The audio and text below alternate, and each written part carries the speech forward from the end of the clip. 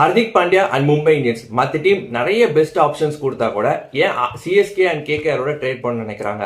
அதே மாதிரி மும்பை இந்தியன்ஸ் இந்த ட்ரேட் வந்து ஆல் கேஷ் டீல முடிப்பாங்களா இல்லையா அப்படின்றத பார்க்கறதுக்கு முன்னாடி இந்த மாதிரி கிரிக்கெட் வீடியோஸ்க்கு என்னோட பேஜை மறக்காம ஃபாலோ பண்ணுங்க. ஆல் கேஷ் டீல் நடக்க இந்த ட்ரேட் வாய்ப்பே இல்லை. பிகாஸ் அவனும் ஃப்ரீயா வந்து இந்த பிளேயர் வந்து கொடுத்துட்டு இது பண்ண மாட்டான் ஜிடி மாதிரி. அதே மாதிரி மும்பை மாதிரியே ஒரு 100+ கோர்ஸோ பின்னாடி வந்து டிரான்சாக்ஷன் எந்த டீமோ பண்றதுக்கு இப்போ கீனா இல்லை. அதனால இந்த ட்ரேட் ஆல் கேஷ் டீல் நடக்க அதிக வாய்ப்பே இல்லை.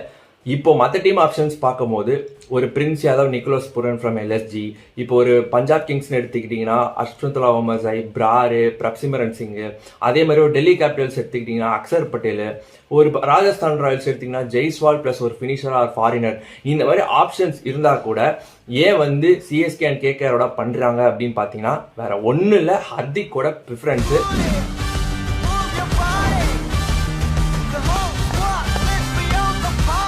நீங்க ஏதாவது கான்ட்ராக்ட்ல சொல்லலாம், நான் நினைச்சா இந்த பிளேயரோட இந்த டீம் கூட அனுப்பலாம் அப்படி இப்படின்னு நீங்க பேசினா கூட ஒரு பிளேயருக்கு இந்த டீம் போக இன்ட்ரெஸ்ட் இல்லை அப்படின்னா அந்த டீம் வந்து எப்படி இருக்கும், அதே மாதிரி அவர் போய் ஜாயின் பண்ணி அந்த டீம் எப்படி விளையாடுவாரு, ஓனருக்கு எவ்வளவு ஈகோ ஹர்ட்டா இருக்கும், என் டீமுக்கே வர மாட்டாருன்னா நான் ஏன்டா எடுக்கணும் அப்படின்னு தான் எல்லாரும் ஃபர்ஸ்ட் நினைப்பாங்க.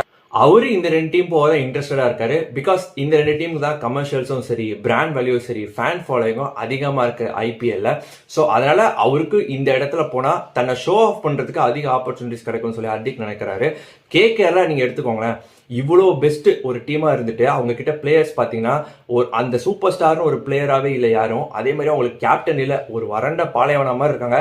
அதெல்லாம் ஹர்திக்கோட ட்ரேடை வந்து எல்லாரும் கொடுத்தாவது எப்படியாவது ஹர்திக் எடுக்கணும், ரிங்கு சிங், ஹர்ஷித், கிரீனு எல்லாரையும் கொடுத்தா ஹர்திக் எடுக்கணும் அப்படின்னு சொல்லி தான் அவங்க கீனா இருக்காங்க.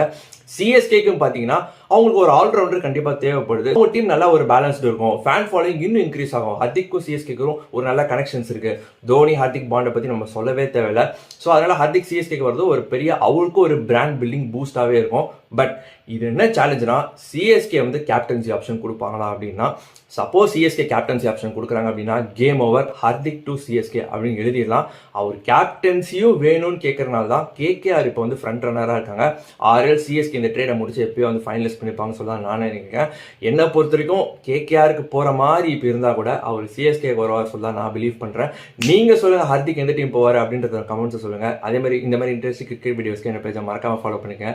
நெக்ஸ்ட் ஒரு வீடியோவில் பார்க்கலாம். Stay tune.